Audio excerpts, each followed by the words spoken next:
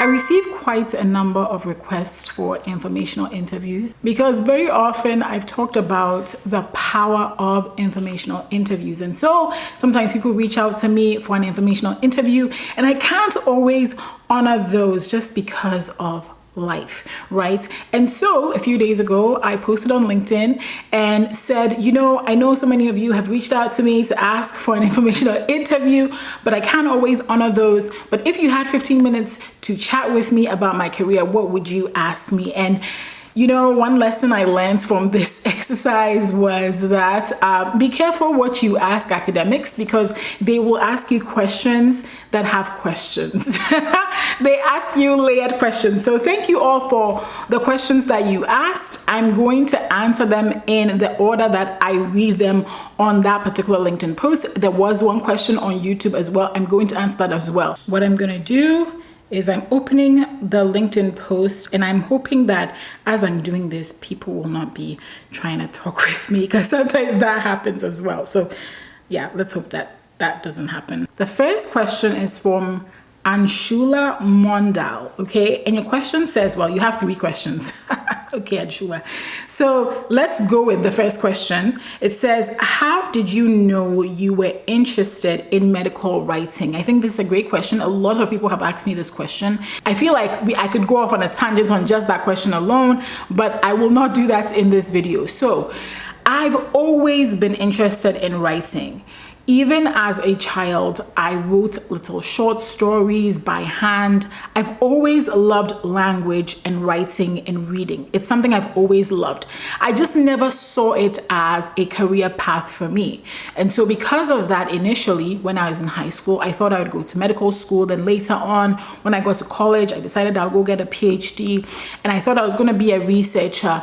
But somewhere along the line, I realized being a researcher and going after tenure track positions was really not for me. I'm not saying it will never be for me, but at least at this point in my life, it wasn't. And so I began to look at alternatives. And this is when I began to search and I came across a blog post that listed a handful of jobs that people who were interested in jobs outside of academia could do. And medical writing was one of them. I also came across several others, but medical writing was one of them. And amongst all of them, medical writing just kind of jumped at me. So that was the first encounter. And then when I was a postdoc at UC San Diego, I went to a postdoc event. The postdoc association had a career event and I attended it. I almost did not, okay? Because a lot of the time when you're in school or when you're in a postdoc, you tend to see these things and just kind of brush them off until you're looking for a career. But I wanted to see what they had to say. So I went to this career event. There were different panels, and the 2 panels that I went to were the panel on scientific writing and the panel on teaching, right, as a professor. So I went for the teaching one, it was okay. And then I went to the writing panel and I was really intrigued. The panel had, I think, 4 people. One of them, she owned a PR agency where she wrote press releases and other types of content for biotechs. She had a PhD. The other person was a novelist. He had a PhD in engineering, but he was a novelist, and one of his books was being turned into a movie at the time. Then the other person was a freelance medical writer. Then the 4th person was a writer within a health system, and she also wrote like articles and updates and news for the hospital system. So just listening to them talk, I was again intrigued by how excited they were about their profession. I've always loved to write, even for my PhD dissertation process. I remember somebody saying, wow, you have very flowery writing, so I've always loved to write. And when I came across this profession, I was like, it just was like a light bulb went off. I love science, but didn't really want to be a researcher. I love writing, but didn't know how to make that a career. And this career path was joining both of them. And it's been rewarding. I love it. What type of scientific communication interests you the most? What I'm doing right now. So my job combines technical writing with marketing. I love both of those things. Maybe less the technical writing and then more of the marketing, because technical writing is a lot of hard work. I will not lie.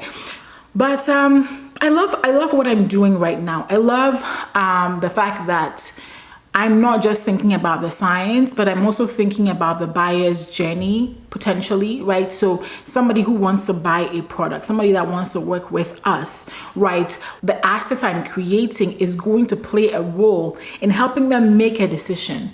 And so most of the time, those pieces are very educative, right? And they're very informative.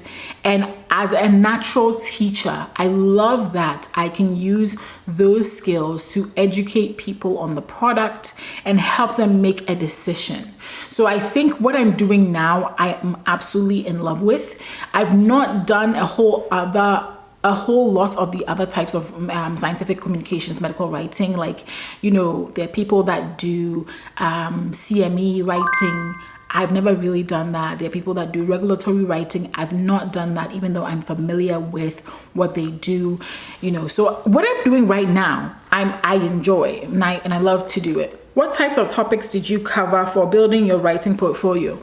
So, again, this is another one that's a long answer. So I had a blog. I started a blog in 2012, and that's how I basically jump-started my career in writing, my professional career in writing.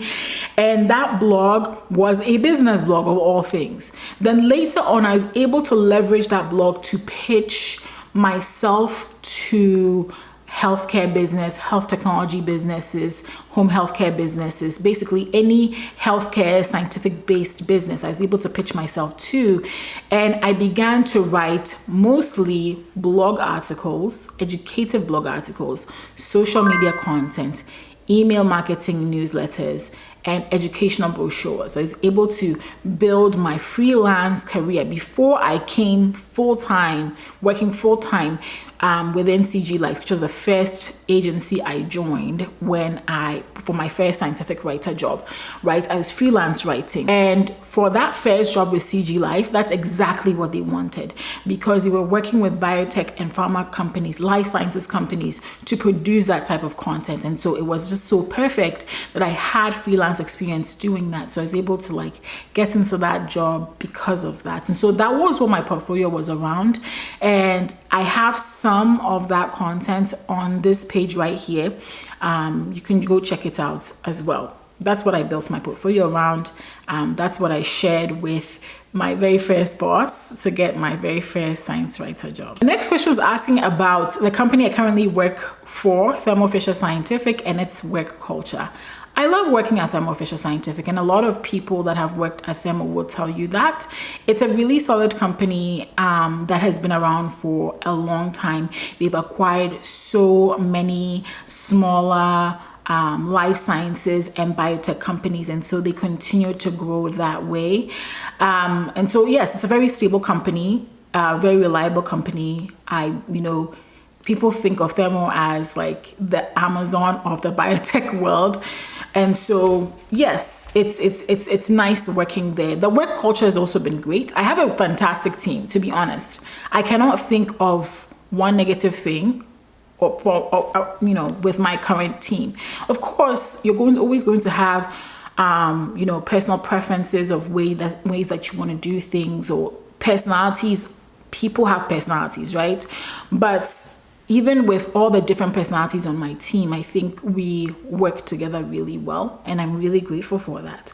I know not everybody gets to say that, even within the same company, but I honestly can tell you that it's been phenomenal. I've been working there since May of 2022. I keep on forgetting 2022. It's been fantastic so far. Great company. I recommend it. And then I think to Anshula's question, Janet Thompson was asking, how did you choose your focus on a particular style of medical writing? And I think it just goes back to my freelance writing days. That was how I started, and I loved that type of writing, educative content that also sells, right? It's marketing. So I love that. I just love it. I don't know why I love it, but I do. All right. So Halimat says, have you said no to a writing gig or project before? If yes, what informed that decision, and how could you share some details about the project? Okay, so there was this one time where I was working with somebody that had her own business, right? I was a subcontractor, and she had her own business, basically sort of like a small agency where she had subcontractors like me, and we would work on projects, right, for companies. Because I got a faculty position, an adjunct faculty position, and I was freelance writing other projects at the time, I couldn't take on a whole lot of her projects. And actually, there was a project we were working on that got halted somewhere in the middle. So later on, let's say about a year later, when I started working with CG Life, my very first agency, that other company, not the person, the PhD that owned her agency, not her, she was good. The company that we were working on a project for that halted the project, right? They reached out to me and they were like, hey, we see you are now working at CG Life. We like this other person that you used to work with, but her prices are too expensive. And so we want you to write for us. And I felt that was very disrespectful in a few ways. First of all, they were basically telling me I was the budget option. I don't like to be known as the budget option or the cheap option. I don't think anybody wants to be known as that. Yes, there are some companies that build their whole lives and their whole marketing around the fact that they are cheap. Think about in the US, for instance, Dollar Tree or Dollar General or Walmart, right? We know that these brands build their businesses around the fact that their prices cannot be beat. But in the freelancing world, this is not a good reputation to have, because people are going to expect an arm and a leg from you, and they know that because your prices are low, they're going to also pay you low, and sometimes even like pay you lower than you should be getting paid. So I did not appreciate that. Then the other part of it was the fact that they were undercutting the other person. They were coming behind that person's back to give me work that they originally were giving to that person. I don't know about everybody else, but I don't like to betray people like that. It doesn't matter what people have done to me. And that person, the person that owned the agency, she never did anything. She's really nice. I'm still connected with her on LinkedIn and everything. Very nice person. The project, it just so happened that these particular people ended the project, which meant my working with her kind of ended. And then later on, they were trying to get me to do work for them for cheap. I don't know. It just smelled super fishy to me. And so I said no.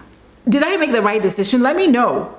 Let me know in the comments. Did I make it? I think I made the right decision, but maybe people have a different take on it. Let me know. Hey, I actually wanted to take a minute to tell you that I have a course on breaking into medical writing as a profession, and it's aptly named Breaking into Medical Writing. In this course, I go over things like how to create a mini portfolio in the next 1 to 2 weeks that you can showcase to potential employers for medical writing jobs. I also go over how you can read job descriptions and use the language in those job descriptions to craft your resumes so your resume can potentially be shortlisted for medical writing jobs. I even go over how you can get started with freelance writing to potentially use that to kickstart your medical writing career, just like I did.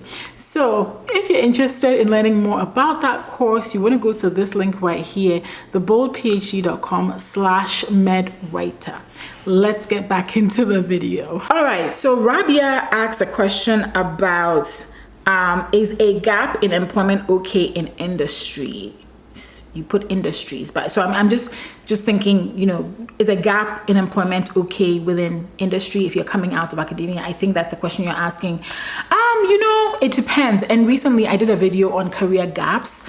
I highly recommend that you check out that video. I talked in detail about my own career gap and the ways I navigated it and the steps I took so that it didn't look terrible when I was applying for jobs. And basically one of the things I did during that time, I share about 5 different things, but one of the things I did during that time is to freelance. Starting a freelance business is fairly simple. You just need at least one client, right, to start writing for or start doing some work for, and basically you have a business. So you may not be making a whole bunch of money at first, but you will have a business and you will have proof of your work. So I'm always telling people that yes, you have a career gap, but don't make the whole career gap about looking for jobs. That's part of it, but be busy during your career gap. Maybe that's volunteering, maybe that's freelancing, maybe that is shadowing somebody, getting some experience, talking to people, informational interviews, all that good stuff. I think it's a good time during the career gap. It's a good time to do that. I know it's hard, and I know sometimes career gaps can feel like they are never ending, but trust me, from somebody that knows, it does end someday. But I think you will make or break your next opportunity based on what you were doing during your gap. So I ask people that, be busy, be doing things, show people that, I don't want to use this word, but you were not just sitting at home, right? Like, I know that that's not what most people are doing, but, just find things to do during that time. So usually people do look on that negatively, but if you show them that you were super busy during that time, like I was, people may not even bother. They may not even see it as a career gap, to be honest. Okay, so Dr. Kimberly Thufts asks, how did you determine what aspect of medical writing you would focus on? I kind of mentioned that already. Was it based on your education or work experience? It's just based on my freelancing work, basically. All right, Janet. All right, I have a question from Janet that says, how long did it take to make that career change from the decisive start point to hire as a medical writer? Oh, so when I made the decision, I think what you're asking me is that how long did it take from the time I made a decision to be a medical writer to when I got my first job as a medical writer? I think that's your question. Let me know if that's right. I think that the answer to that is that I thought about becoming a medical writer somewhere at the beginning of 2019. And I remember taking a few courses by the American Medical Writers Association. AMWA.org is their website. They had a course on there. They have a few courses actually, and I got a couple of them. I took a few of those courses as a foundation, right, to gain some understanding, and it helped.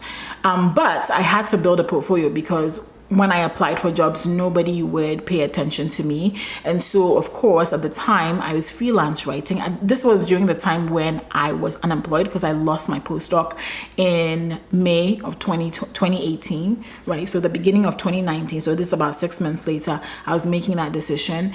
And so yes, I got the courses from AMWA. I studied a little bit to give me a foundation. I never got their certification. They do have some certifications, but that was helpful. But I needed to build a portfolio. Just taking those courses wasn't going to land me a job. So I built the portfolio using my freelance writing. January 2021, I got my first role as a science writer. So I'd say from the time I made that decision to the time I got the job, it's 2 years.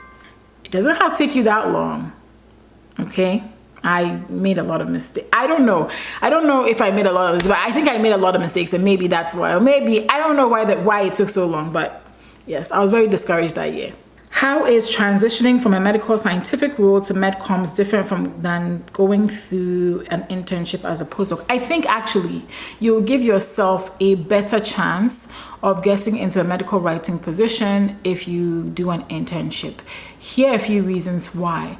When you do an internship, now people know you within that field. And so even the place where you got the internship could hire you.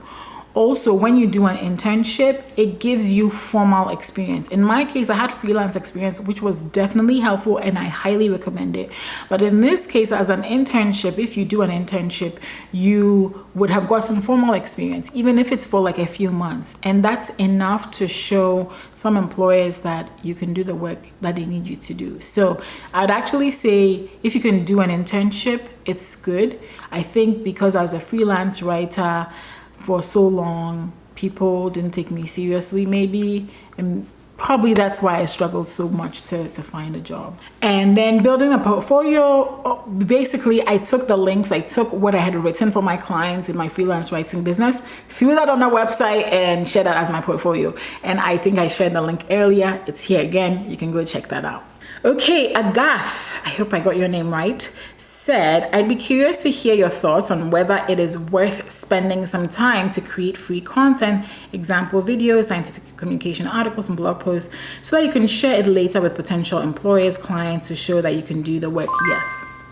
Yes, I did that. I wrote a blog and then I showcased that to people, and then they saw that I could write, and then they gave me work. So absolutely. Nowadays, right, we are in a market. I am very active on LinkedIn, and so I see people talking about their job loss and how they've been struggling to find jobs, and how this has been the hardest job market that most people have been in the last decade. And then I also see how there are jobs that are posted and people keep on reposting them and reposting them and reposting them, and you're thinking there's so many people without jobs, why don't you let these people fill these jobs? But the reality is that these days, okay, if you are just expecting people to look at your educational resume and your fantastic grades and your degrees and your papers, and just based on that to hire you, I'm telling you that you will be sorely disappointed. And I don't want to say that to discourage you. Maybe that is not your portion and it's not going to happen for you like that, okay? But I'm telling you, having my social media presence, having the portfolio I created on my own, having a YouTube channel at the time, not this one, a YouTube channel at the time, which actually I don't even post on that channel, but recently I saw that channel is almost at 5,000 subscribers, right? Because I created content and because I showcased the fact that I was able to use online tools like YouTube to create marketing messages that would reach thousands of people, which is a valuable skill, because therein lies the fact that I can communicate. I can use an online tool. I know how to use a camera. I know how to have maybe stage presence. There's so many of your skills that are showcased when you take the initiative to create something that you can show to people, right? It's sort of like these days, the way I think of it is like we're all artists. All of us, every single one of us. And each one of us is trying to sell our art to somebody that's going to buy. Now, you can say that you know how to paint and you can say you know how to sculpt, but that's your word. But if you show up with a painting that you made, or you show up with a vase that you made, then most likely you are going to take that artist that has made that sculpture, that has made that painting, more seriously than the artist that just says they can do it. So this is why I'm a big advocate for people to create something on their own, independently, that you can showcase.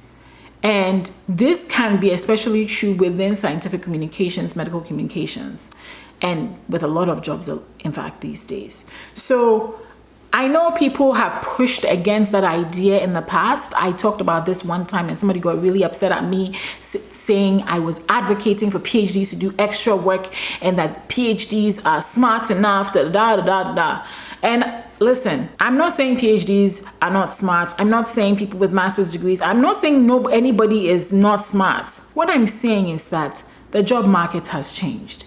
If you're just expecting people to look at your resume and just assume what you can do, unfortunately, you'll be disappointed.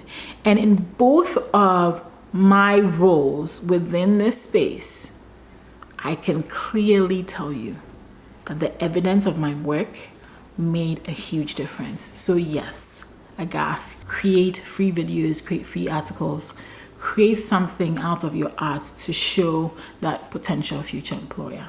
All right, next question is by Marian.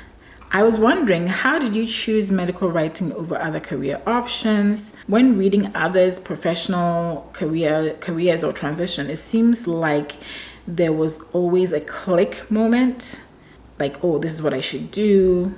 But what if one does not experience that? That's a great question. I think I already kind of shared how I got into medical writing, right? I saw it in a blog post. I was like, oh, that's interesting. Then I went to a career event and with people talking about different types of writing they were doing as STEM PhDs. And I'm like, oh, you can actually make this a career. And it became a career for me. So, that was for me. But what if it doesn't happen for you? I think if it doesn't happen for you, there are a few ways you can make a decision tree to come to a conclusion. One of the ways is to think about your values, to think about your goals, and to think about what you want your life to look like, right? And then based on that, as maybe you have 3 or 4 careers you're considering, you may think, okay, what does each of these look like? And this is where informational interviews may come in handy. You may talk to a medical writer, you may talk to a medical science liaison, you may talk to a field application scientist. And by the way, if you need a list of 34 careers you can do outside of academia, just to give you some ideas, you can check out this link right here and download that. It's free. But from that list, you can really take a look at, let's say, choose 3 of them, choose 3 of those careers, and then do some informational interviews. You can go online, you can go on LinkedIn or Indeed and read the job descriptions for some of these roles, and think about, based on the informational interviews, based on reading the job descriptions, based on whatever other research you do, think about the one that is most aligned with your values, your goals, and the life you want to live. When I was making this decision to be a medical writer, yes, I just told you that I had that moment at the career event. But one of the things that also helped was the fact that I have a child and I have a husband, and I want to be around for them. And so when I was making this decision, I had 3 careers in mind. I had becoming a teaching professor, becoming a medical writer, and becoming a medical science liaison. Becoming a teaching professor, I did that for a little bit as an adjunct. It doesn't pay very well, but it was great. And one day I may return to teaching. Medical science liaison was also a great role, and I think I could have done really well at it, but it's a traveling role. I know that after the pandemic, it's not as bad with the travel, but there is still a lot of travel involved, and that's not something I really wanted to take on because I have a family. So that was out, and what remained was medical writing. And you can write from anywhere. Even though my current job is not remote, I can work at home if the need absolutely calls for it. And in one of my previous roles, actually the previous role before my current role, we actually it was a hybrid position. So 3 days at home, 2 days in the office. So it's great like that. And that had enough flexibility and paid me enough money to live the life I want and also be around for my family. So I think you can choose what you want to build your career around, choose what you want your life to look like, and then build your career around that. Don't do it the other way around. Okay, Ben Marcus. So I worked with Ben at CG Life, and Ben is currently the Science Press Secretary at the Smithsonian. And I feel like I should feel important for knowing somebody like that. So anyway, Ben, my friend in an important place, you said one question I get a lot from PhD candidates is, I don't know what to do for a career, but I know I don't want to stay in academia. Where do I even start figuring that out? That's a topic for a whole video, but I would say start by downloading this document that I shared earlier on. Download that. I think it's going to, especially for you, it doesn't focus just on STEM careers, but it's heavy on STEM. But you'll find some other career paths for other types of PhDs on there. I'd say download that and look through the list. And like I was sharing earlier to Marianne's question, I think then you begin to maybe schedule informational interviews. Start using LinkedIn to locate people that may be in these roles. Start networking with them, talking to them, send them a message. It's okay to send people messages. People send me messages all the time, and I try to answer. Sometimes they'll ask me for informational interviews, and depending on what's going on in my life at the time, I'll say yes or no. But eventually somebody's going to say yes to you, and then you can chat with them about their career, and it will help you decide, do I want to do this job or do I not want to do this job, right? I think it's really important to focus less on the title. And my friend Eric always says this, that it's better to focus on the verbs than on the nouns, right? What do you do in that job on a daily basis versus the title of the job? So, you may think of like UX research, and UX research may look slightly different, even though it's a title, all right? It may look slightly different in different companies, or people may have slightly different definitions of what they do. And so talking to people will help you understand if that's something you want to do. And then once you've talked to, let's say, 4 or 5 people, you would have gathered a lot of data and a lot of knowledge. I also always tell people to read job descriptions. I'm telling you, like, job descriptions are the unsung hero of careers that, like, I wish people knew what a gold mine job descriptions are. If you spend time reading job descriptions, you are going to come across so much, because you will realize, oh, they want somebody with this degree, but they want them to be able to do A, B, C, D. And you can go research what that is. You can go upskill, you can go read a book. I know that's not really like how you will get all the skills, and you don't have to meet every single skill in a job description. But at least if you start to familiarize yourself with some of those requirements on that job description for the job that you want, if you go and start building something out of that, if you go and start maybe getting some shadow experience or whatever it is, you're going to set yourself up in a much better place. So I'd say start with downloading the list that I shared. Choose 3 or 4 careers from that list. Start finding people with those careers. Talk to them. Read job descriptions. And then based on the answer I gave earlier about what do you want your life to look like, you can build your career around that. All right, so Michelle on YouTube asked, what is the best way to make connections on LinkedIn to break into a specific niche of medical writing? The best way to make connections is really to go on LinkedIn. LinkedIn has a fantastic search bar.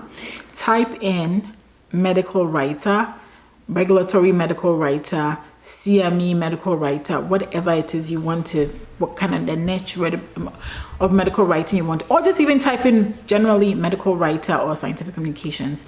There's gonna be a plethora of people that come up in your search results. Start connecting with people and start chatting with them. I do realize that nowadays there are people that put things in their LinkedIn headers that have nothing to do with their current careers. So you'll come across some of that.